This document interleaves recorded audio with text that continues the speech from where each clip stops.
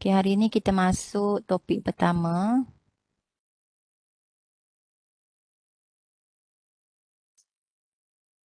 Nampak tak? Nampak Nampak doktor. Nampak Okay. ada.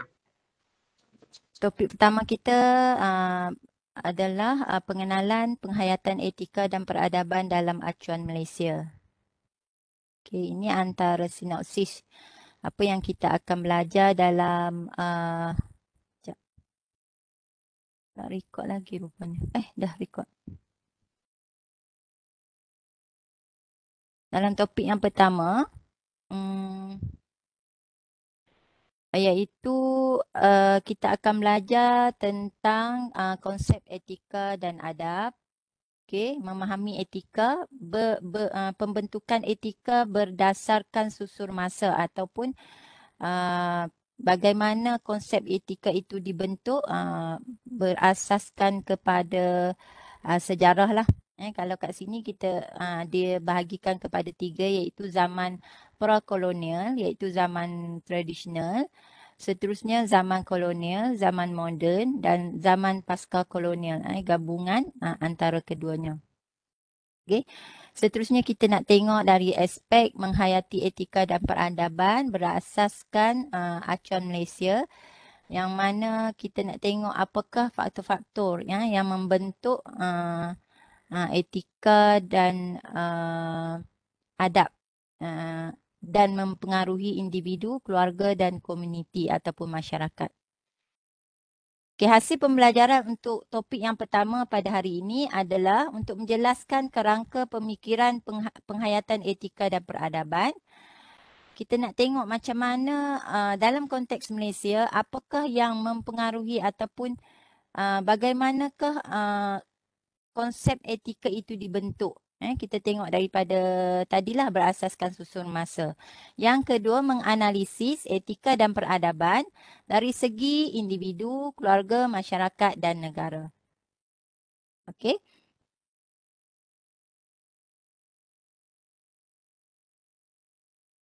Okey, sebelum saya pergi lebih lanjut berkenaan dengan topik hari ini, saya nak tanya, mungkin boleh jawablah dekat bahagian chat ataupun boleh on mic. Pada pandangan kamu, apakah kepentingan etika dan adab dalam kehidupan lah sebagai seorang individu dalam masyarakat?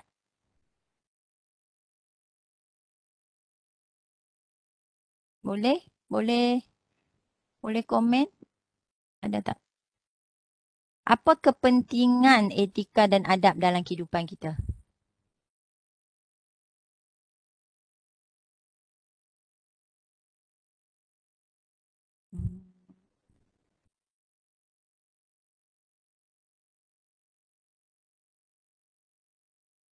Melahirkan manusia bermoral. Afika. Nur Ain menghormati. Melahirkan masyarakat yang bermoral. Mengeratkan hubungan. Kamalia. Nadia Syakirah tidak dipandang rendah oleh orang lain.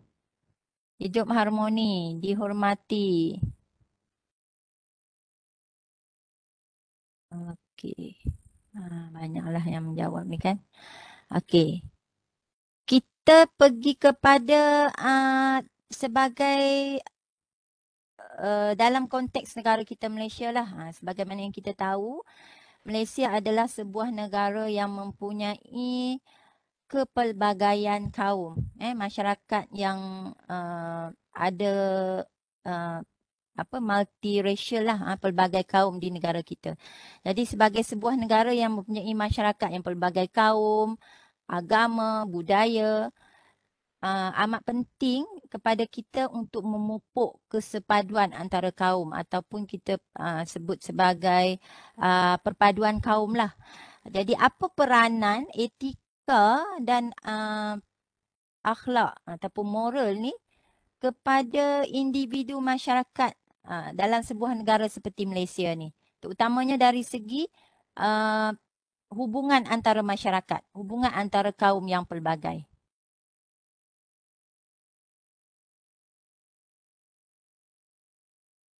mewujudkan imej yang baik, membentuk perpaduan yang utuh. Okey. Kita tengok dalam konteks inilah kita nak mewujudkan negara masyarakat yang bersatu padu, hormat menghormati. Ada lagi yang nak menjawab?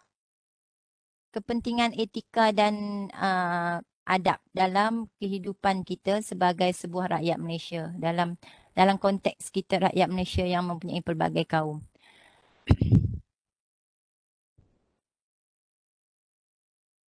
Dapat menghormati agama lain. Okey, Sri Ranjita.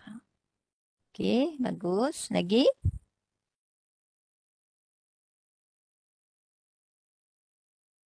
Okey, melambangkan kepribadian, mengukuhkan perpaduan. Okey. Dapat mewujudkan keharmonian bangsa dan negara.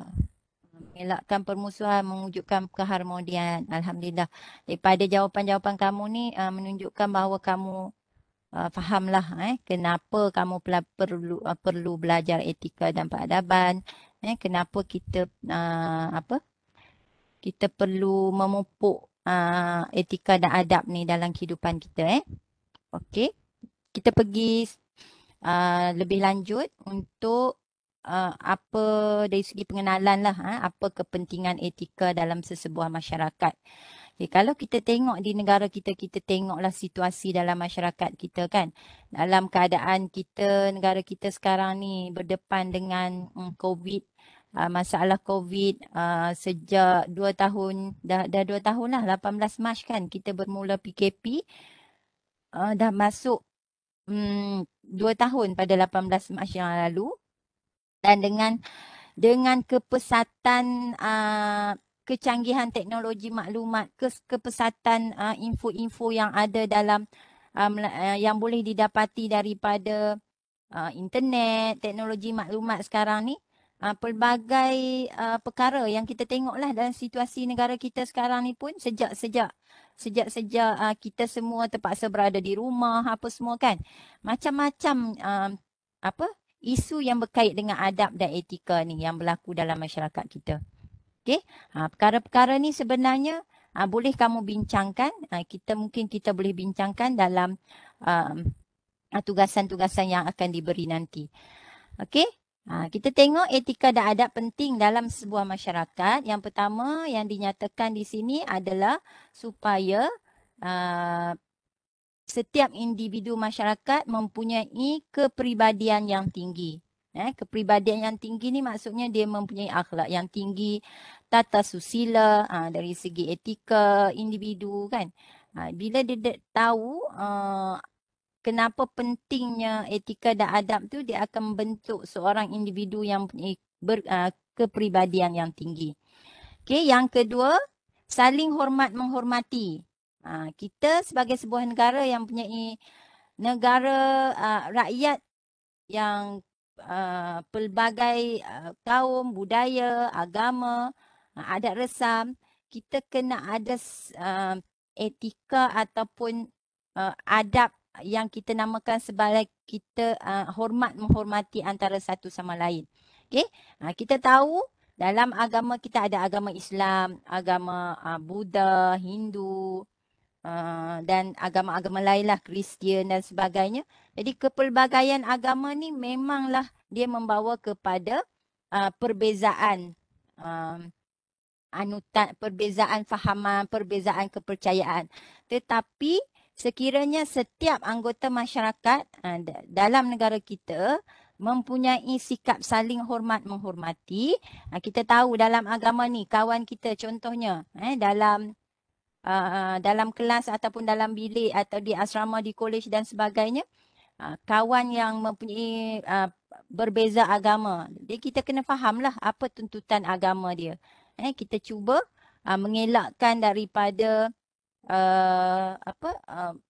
menghina ataupun memandang rendah terhadap agama lain ataupun terhadap budaya dan adat resam kaum lain. Kita kena ada saling hormat menghormatilah untuk mewujudkan satu masyarakat yang bersatu padu. Okey. Kita dapat hidup harmoni. Okey, kepentingan etika dan adab juga dapat hidup dalam keadaan harmoni, aman damai. Okey. Sebab kalau setiap anggota masyarakat mengamalkan akhlak yang baik, moral, adab dan etika yang baik, jadi kita akan mewujudkan keharmonian lah dalam masyarakat.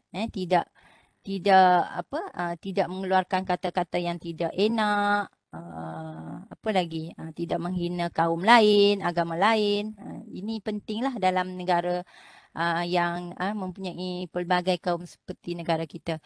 Seterusnya dapat membina negara bangsa dan banyak lagi lah sebagaimana yang telah kamu komen dekat ruangan chat tadi. Okey, ini dari segi kepentingan etika dan adab. Okey, kita akan tengok maksud adab. Okey, adab dalam adab ni kalau kita tengok tadi, kalau kita kembali kepada susur masa yang dinyatakan, saya kembali kepada ni okey. Zaman prakolonial, zaman tradisional lah. Pada zaman tradisional, antara perkataan-perkataan ataupun istilah yang telah wujud berkaitan etika dan adab pada masa tersebut adalah ini antara 3 istilah yang telah wujud lah, iaitu adab, adat istiadat dan adat resam. Pada zaman prakolonial. Okay, apa maksud adab? Kalau kita tengok adab dekat sini, dari segi bahasa, adab bermaksud budi pekerti yang halus, tingkah laku yang baik dan budi bahasa. Kita kata budak ni memang seorang yang beradab. Bermaksud dia adalah seorang individu yang mempunyai tingkah laku yang baik, akhlak yang baik. Itu maksud adab dari segi bahasa. Okey. Kalau kita katakan dia adalah seorang individu yang kurang adab. Kurang adab bermaksudnya dia kurang sopan ataupun dia tidak tahu adat. Okey?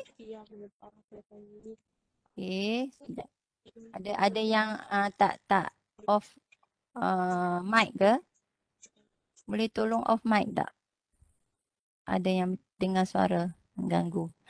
Okey, yang seterusnya beradab bermaksud budi bahasanya, baik budi bahasanya, bersopan santun. Orang yang beradab tidak akan meninggikan suara apabila berkata-kata dengan ibu bapanya. Itu kita penggunaan perkataan adab dalam ayat ni lah. Maksudnya dia seorang yang memang mempunyai sopan santun, budi bahasa yang baik. Jadi kalau dia bercakap dengan suara yang mengherdik, contohnya menghadik orang yang lebih tua daripada dia ataupun mengherdik siapa sajalah, itu kita panggil dalam konteks adab ni kita panggil dia kurang beradab. Okey, beradab telah maju tingkat kehidupan. Ada yang tak tolong off mic Telah maju tingkat kehidupan,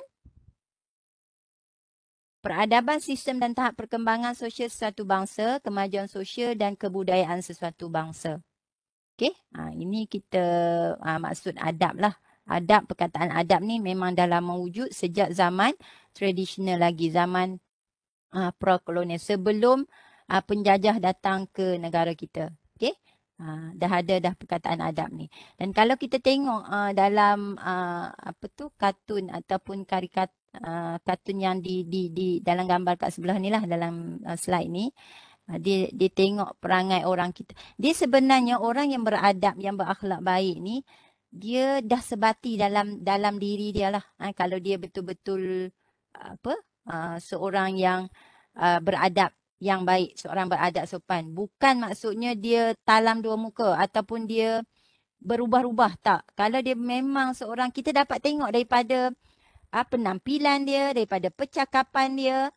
Okey? Tapi banyak orang sekarang yang ada, dia kita panggil dia macam talam dua muka ataupun berubah-ubah. Dekat sini dalam situasi macam ni, dia macam berlakon lah kita panggil. Dia berlakon baik gitu. Macam contoh dalam ni, dalam masyarakat kita sendirilah ada dalam sesetengah keadaan dia boleh jadi seorang yang beradab yang baik, beradab sopan, tetapi dalam keadaan yang tertentu dia berubah.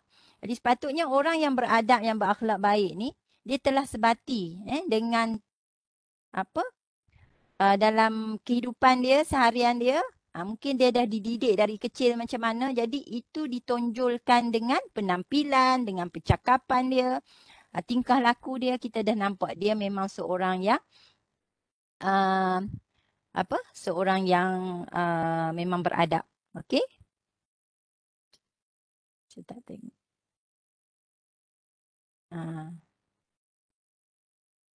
Okey, seterusnya adat resam.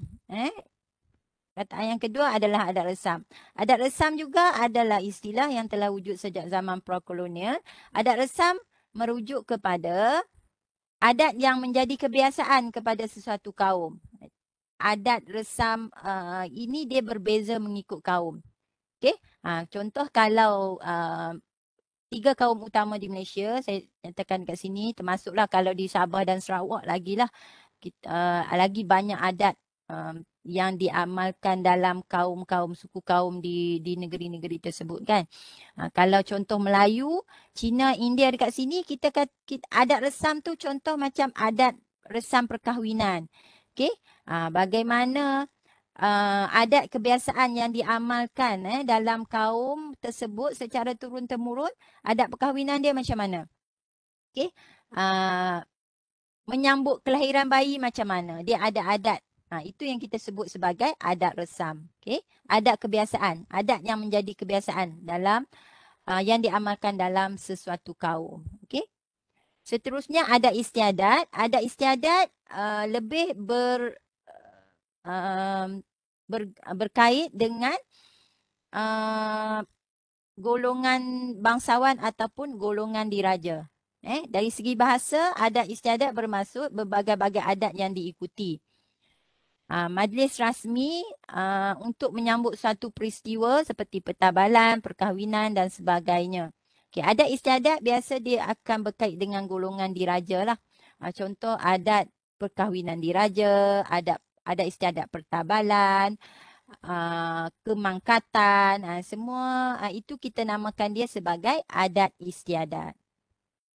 Okey. Ada sebarang jelas Ada sebarang pertanyaan? Okey, seterusnya tiga istilah tadi telah wujud ataupun telah adalah sejak zaman tradisional, iaitu zaman sebelum kedatangan penjajah.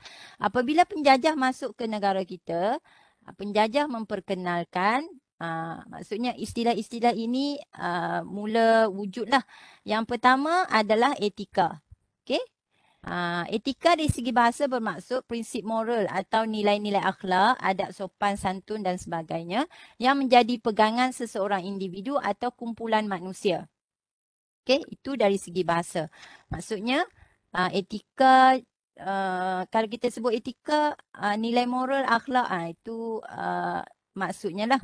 Okey, dari segi sosiologi, etika bermaksud satu standard menyeluruh mengenai benar atau salah yang menjelaskan apa yang sebenarnya perlu dilakukan oleh manusia dalam konteks apa yang benar, tanggungjawab, manfaat kepada masyarakat atau sifat baik.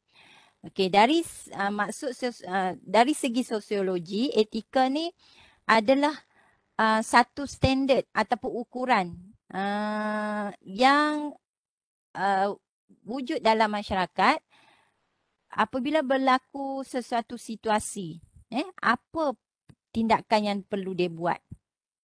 Okey, apa tindakan yang perlu dia buat sekiranya kalau dia bertindak ke arah negatif, dia akan menjadi mungkin satu yang tidak baik lah pada pandangan masyarakat. Okay? Kalau bertindak satu yang positif, dia akan menjadi sesuatu yang positif.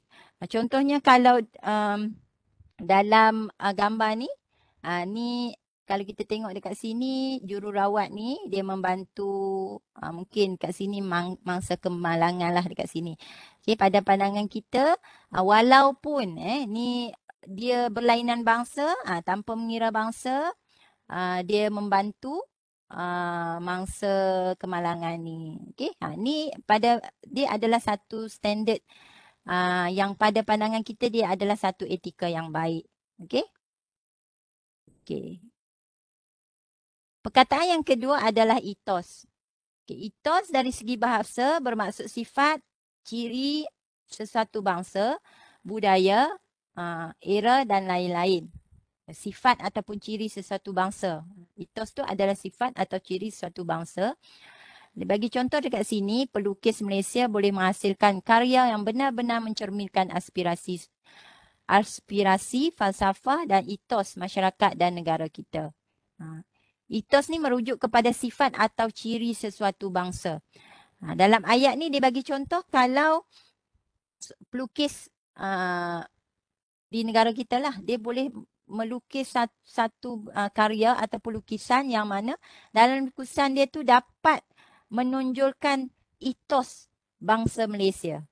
Ethos contohnya apa yang dilukis tu berkaitan dengan pakaian tradisional masyarakat di Malaysia, setiap bangsa di Malaysia. Jadi dekat situ karya dia tu boleh menggambarkan ciri ataupun sifat bangsa yang kaum-kaum yang ada di negara kita. Okay? Itu kita sebut sebagai ethos. Dari segi sosiologi, ethos adalah satu usaha untuk membangunkan bangsa berdasarkan latar individu, keluarga dan komuniti berbagai serta berbeza sejarah, etnik, bahasa, agama, budaya dan latar geografi melalui kesepakatan ciri asas negara atau bangsa. Okay, dari segi sosiologi, ethos bermaksud satu usaha untuk membangunkan bangsa. Bangsa Malaysia lah, bangsa yang ada di negara kita berdasarkan latar individu, keluarga dan komuniti ni. Okay, usaha pembangunan bangsa. Okay. Okey, seterusnya istilah yang ketiga yang diperkenalkan sewaktu zaman kolonial adalah etiket. Pernah dengar tak etiket? Perkataan etiket. Etiket adalah, pernah? Etiket adalah adat dan peraturan bukan kesopanan, terutamanya dalam kehidupan sosial atau dalam profesion tertentu. Wanita, dia bagi contoh dekat sini, wanita bangsa kita belum mahir tentang etiket yang lazim di rumah-rumah orang besar. Etiket ni selalunya dia berkait dengan satu situasi tertentu. Contoh dekat sini, etiket ataupun peraturan yang perlu ada sewaktu kita di meja makan. Ni etiket di meja makan. Etiket yang perlu ada sebagai seorang mahasiswa. Apa lagi? Etiket yang berkait dengan kita apabila kita pergi ke majlis yang di dalamnya dia punya hadirin ataupun dia pengunjung yang berada di situ adalah dari pelbagai kaum ataupun dari pelbagai negara. Jadi apa yang peraturan yang perlu kita ikuti, yang perlu kita tahu. Itu kita sebut sebagai etiket. Adat dan peraturan bukan kesopanan. Mungkin yang tak berkait dengan macam di meja makan tadi. Bagaimana dia nak makan, nak letak, nak susun pinggan, garpu dan sebagainya. Itu kita sebut sebagai etiket. Okey? Okey.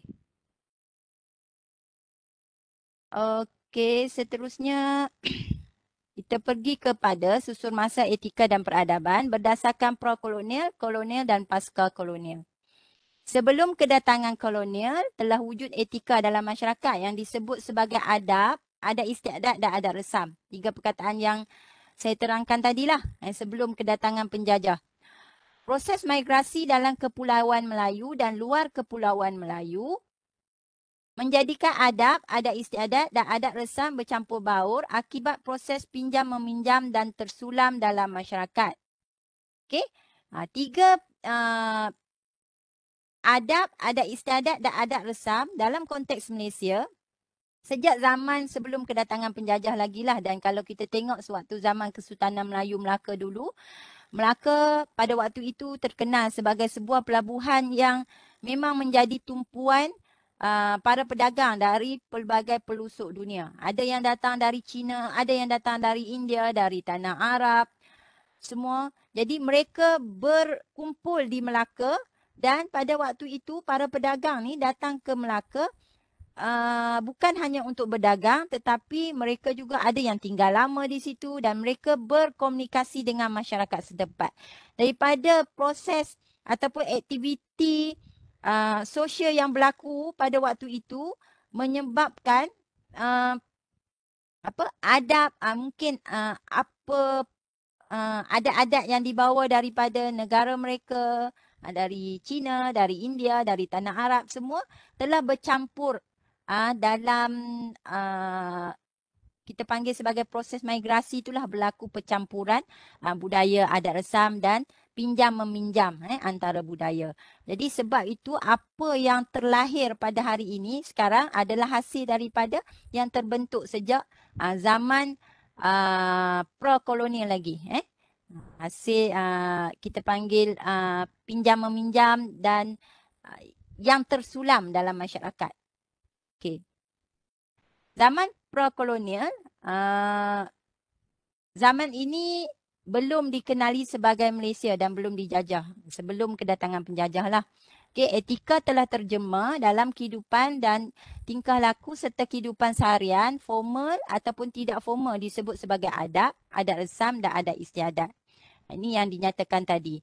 Dan kalau zaman tradisional dulu, bagaimana masyarakat dulu dia nak ajar golongan ataupun golongan muda, anak-anak pada masa tu semuanya dengan cara dia dia dalam kehidupan seharian lah. Mungkin dari segi percakapan dia, apa yang ditegur, tingkah laku dia semua diterapkan dalam kehidupan dan akan diikuti oleh anak cucu secara turun-temurun. Okay? Ni kalau kita tengok orang-orang tua lah. Zaman kamu sekarang ni saya tak pasti kamu ada lagi ke atuk nenek semua. Mungkin kalau dulu, zaman saya dulu, kita diajar bagaimana kita nak bercakap dengan orang yang lebih tua daripada kita, bagaimana kita tingkah laku kita apabila berhadapan dengan situasi-situasi tertentu, kan? Okay, itu kita panggil sebagai adab yang diajar dalam kehidupan kita lah. Seterusnya pada zaman kolonial, zaman negara kita dijajah, etika dibawa dalam bentuk berpakaian, percakapan, pentadbiran, ketuanan dan lain-lain. Yang ni yang kita sebut sebagai etiket tadi yang bukan dalam bentuk kesopanan. Okay? Dia berkait dengan cara berpakaian, cara percakapan, pentadbiran, ketuanan dan lain-lain. Okay, bagaimana kita nak berkomunikasi dengan bos, orang yang lebih berjawatan tinggi dengan kita. Itu semua diajar oleh penjajah lah. Cara berpakaian, pekerja bawahan bagaimana cara berpakaiannya, orang bangsawan bagaimana cara berpakaiannya, okay, cara makan, memberi tabik hormat dan lain-lain. Okey, seterusnya pada zaman selepas kedatangan penjajah, zaman pasca kolonial, iaitu zaman era moden, masyarakat telah menerima variasi dan percampuran versi etika secara langsung atau melalui teknologi, kecanggihan teknologi. Okey, nilai etika bercampur baur ini wujud dalam persekitaran formal dan tidak formal kehidupan kita. Okey, disebabkan sekarang ni kita memang terdedah dengan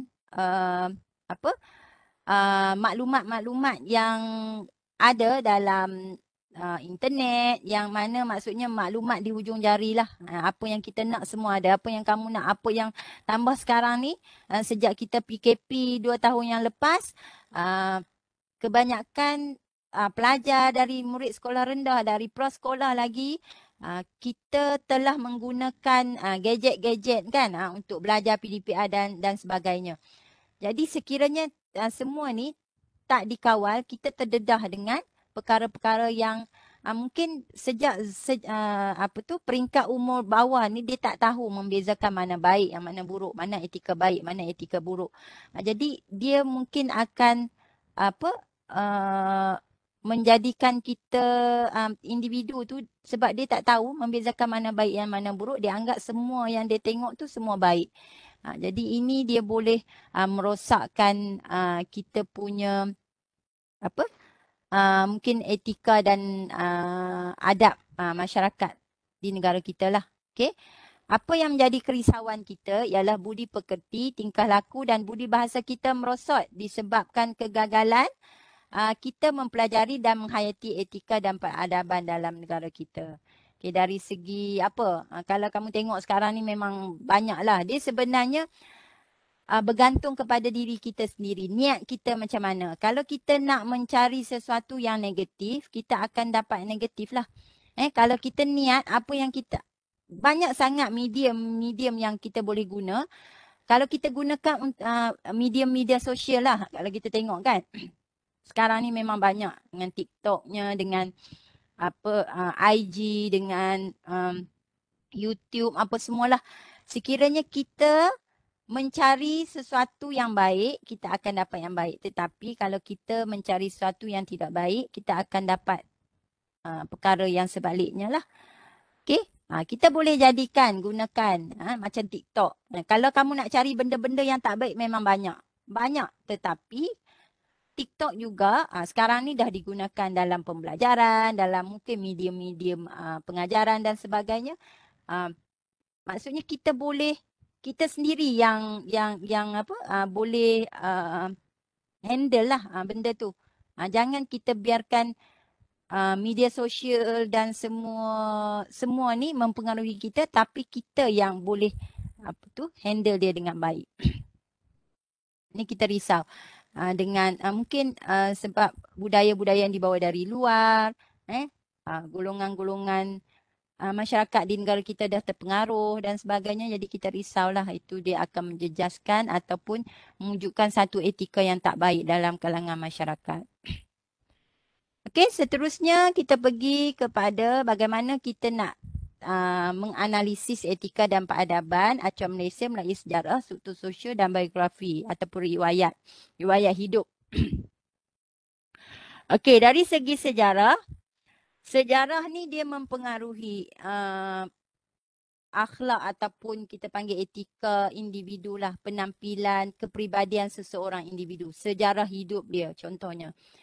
Sejarah hidup dia macam mana? Kalau kamu saya bagi contohlah dari segi kehidupan pribadi seseorang lah. Bagaimana sejarah dia hidup, dia lahir macam mana, dia hidup dalam keadaan macam mana.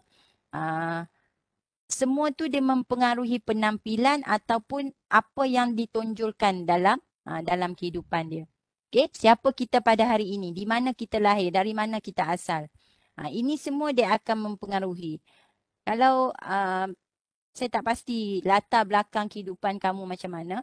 Tetapi kalau siapa yang betul-betul dia menghargai ataupun dia melihat balik bagaimana sejarah kehidupan keluarga dia, contoh mak ayah dia, nenek moyang dia. Okay? Dan dia betul-betul mengambil pengajaran daripada apa yang dia tengok, apa yang dia disampaikan mungkin oleh mak ayah, kamu semua mak ayah kita. Jadi kita dapat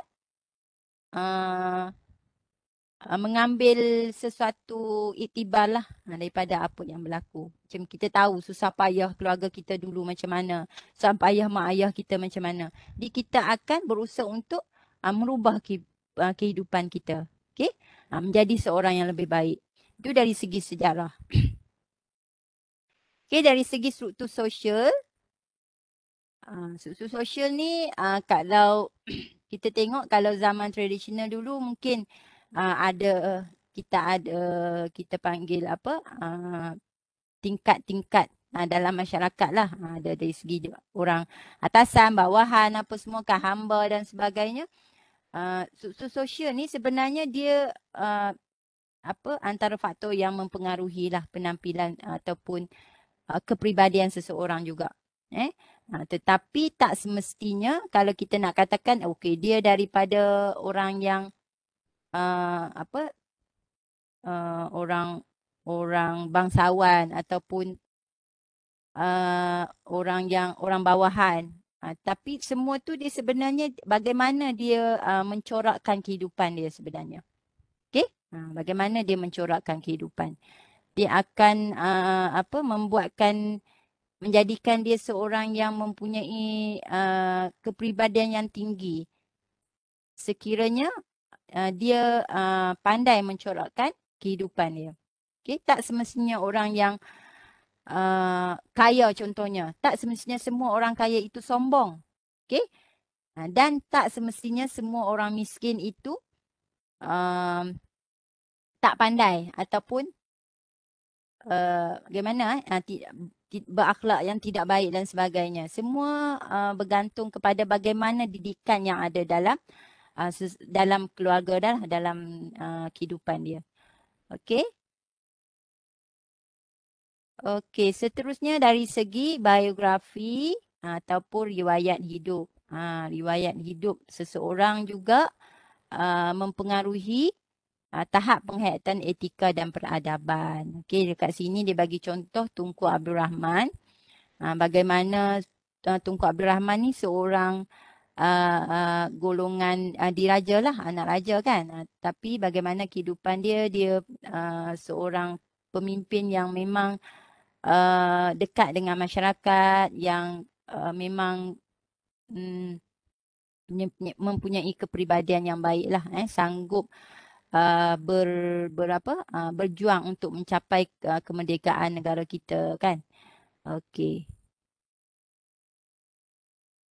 Okey, seterusnya kita pergi apakah kepentingan etika dari sudut kepada individu, keluarga, komuniti dan masyarakat. Okey.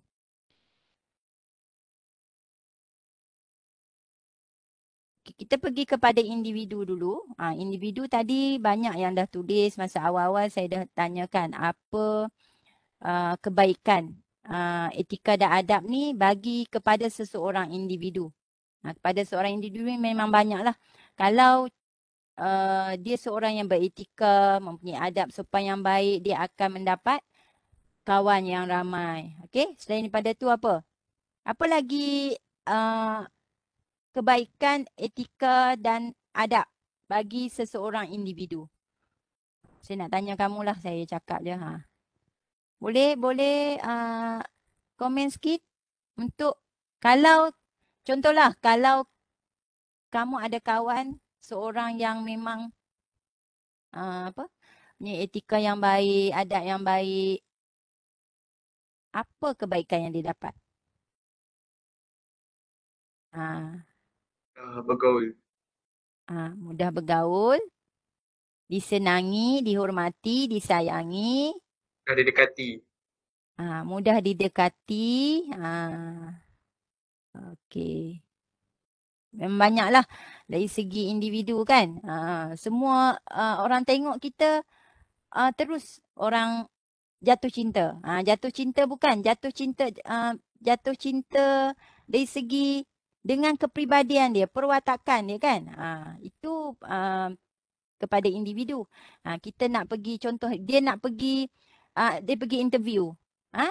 Cara dia bercakap, walaupun dia punya contohlah, dia punya result tak adalah yang terbaik. Mungkin kita panggil pertengahan ataupun tahap kedua gitu.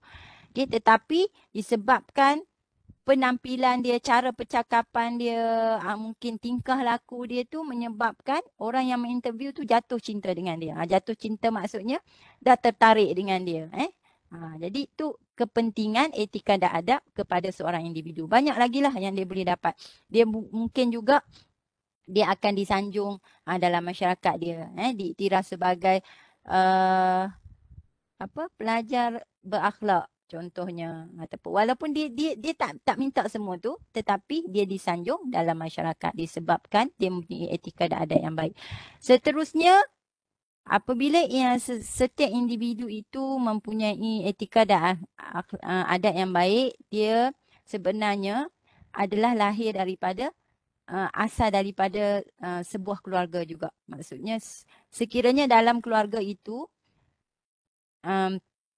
dia memberi didikan yang baik kepada anak-anak, dia akan melahirkan seorang insan yang baik. Okey? Keluarga yang mempunyai etika dan adat yang baik, keluarga itu akan mudah didekati, disenangi oleh jiran, tetangga, dan banyak benda yang dia dapat. Okey, dalam kehidupan bermasyarakat juga, dalam keluarga juga, ibu bapa adalah menjadi contoh kepada anak-anak. Okey, mungkin ada yang viral baru-baru ni kan. Sebenarnya anak-anak itu adalah cerminan bagaimana anak-anak yang kecil lah, mungkin dari kecil dia dididik macam mana dia adalah cerminan apa yang didikan yang ada dalam sepanjang kehidupan dia lah. Okey. Sekejap. Tersekat. Saya puasa ni. Nak minum air tak boleh. Macam yang viral baru ni, mungkin kamu pun tahulah yang isu Kak Long. Kak Long saya pun tak tengok habis. Saya malas nak tengok benda-benda tu. Tapi saya tahu jugalah. Tengok terpotong-potong gitu. Kawan-kawan duk bersembang apa semua. Tapi saya tak naklah tuduh tuduh ke apa ke, taklah. Cuma kita akan tengoklah bagaimana ibu bapa tu dia akan sikap tindakan ibu bapa tu dia akan mempengaruhi anak-anak, terutama anak-anak yang kecil lah.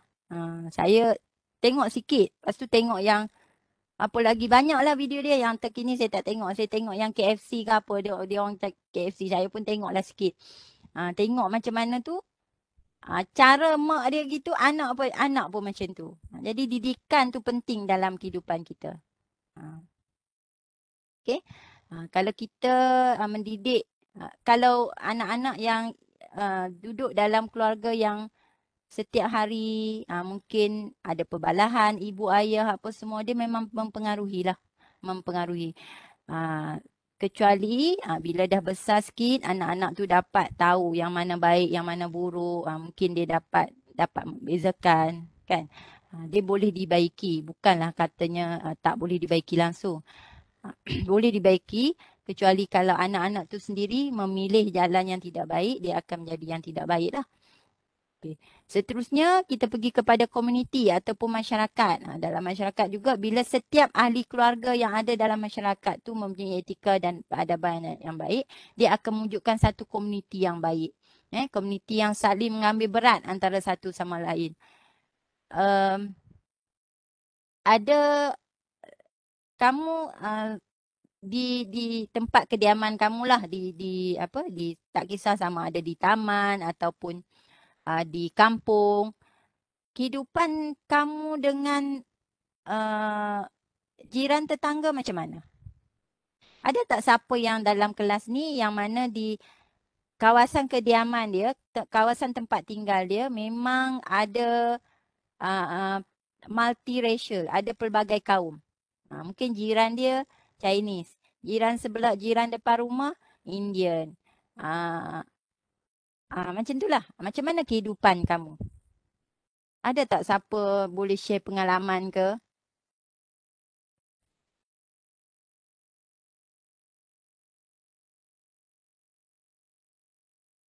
Ada siapa nak share? Kehidupan macam mana? Sri Ranjita. Boleh share sikit, boleh on mic. Boleh, Doktor. Kamu tinggal di mana? Saya tinggal di Gemas Baru, Johor. Johor. Taman ke? Taman perumahan? Taman perumahan, yes. Okey. Pada pandangan kamu lah, macam mana kehidupan komuniti setempat di kawasan kamu? Jiran saya orang Melayu, and then jiran saya adalah orang Melayu dengan sebelah dia orang Chinese. Ya. Hujung rumah ada Kristian. So like every December Kristian tu dia ada buat open house untuk Christmas, ada datang, ada Santa Claus semua tu. Okey. Bagaimana tu masyarakat di situlah dari segi pergaulan, dari segi mungkin kalau ada aktiviti masyarakat, semua sama-sama Hello, dengar tak doktor? membuat aktiviti? Ha? Dengar tak saya cakap?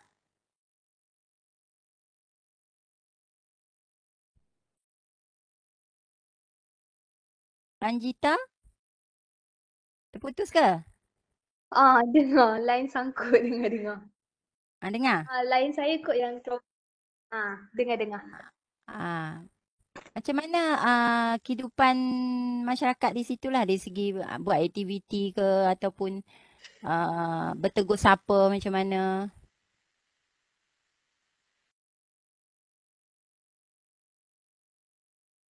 Dengar? Soalan saya terputus ke? Terputus kot ni. Okey, penting kita sambunglah kalau ada siapa-siapa yang ada pengalaman. Di kampung pun ada kalau kita tengok di masyarakat yang tinggal di, kalau kita tengoklah Chinese yang tinggal di Kelantan, Terengganu, mereka dah kadang-kadang mereka punya pertuturan tu kita tak kita tak dia dah macam orang Melayu tempatan kan. Mereka dah hidup dalam keadaan yang ni lah. Kami tak buat banyak aktiviti tapi adalah berkomunikasi. Okey.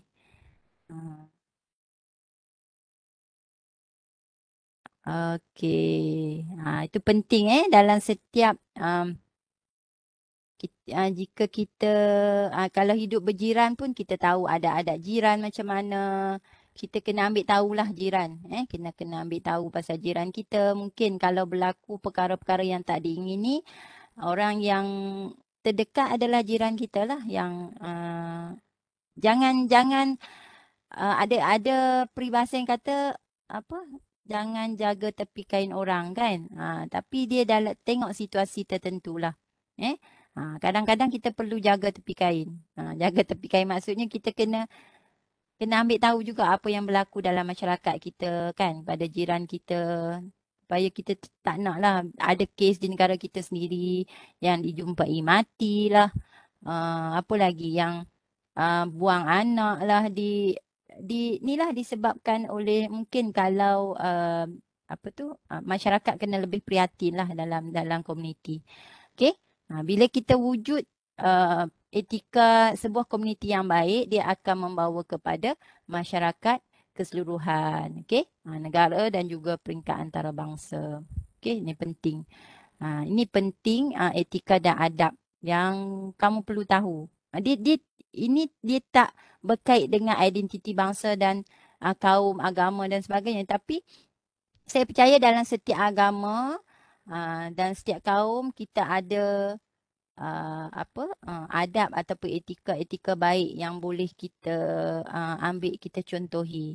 Kalau memang setiap agama dia punya pegangan ataupun kepercayaan dia berbeza, tetapi ada nilai-nilai baik dalam nilai-nilai murni yang bersifat sejagat yang boleh kita tonjolkan.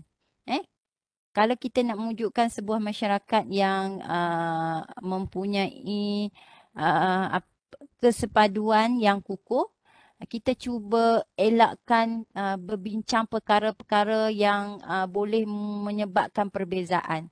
Kita cuba cari satu titik persamaan, mungkin perkara-perkara yang baik yang ada dalam agama yang boleh kita jadikan contoh dan kita panggil nilai-nilai yang baik lah, yang boleh diamalkan, yang bersifat universal. Okey? Yang mana yang berkait dengan contohnya lah umat Islam. Yang mana yang berkait dengan akidah umat Islam apa semua tu.